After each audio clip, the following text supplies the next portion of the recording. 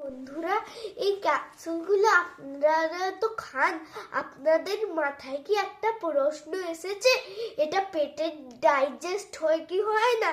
এই কারণে আমরা আসল পরীক্ষা নেব। এটা জল আছে, এর ভেতরে ক্যাপসুলটা দিয়ে দেব। এই দেখুন, এটাকে ভালো করে গুলোতে হবে। এটাকে এইভাবে গুলোলে কি পরীক্ষাটা হবে। আমাদের কাছে তো পেটের রিয়েল অ্যাসিড নেই, ওইটা কোনো মানুষের কাছে নেই।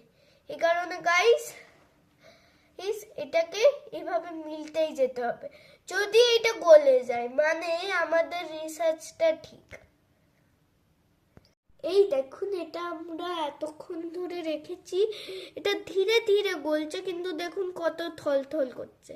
দেখুন গলছে ধীরে ধীরে।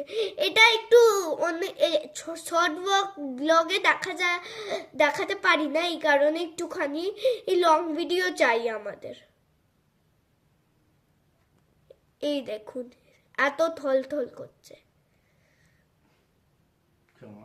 দেখুন গাইস, এইটা এখন পুরোপুরি গলে গেছে। মানে আপনারা যে ক্যাপসুলটা খান ওইটা পুরো বডির জন্য ঠিক আছে। আপনারা খেতে পারেন বিনা ভেবে কি এটা প্লাস্টিক।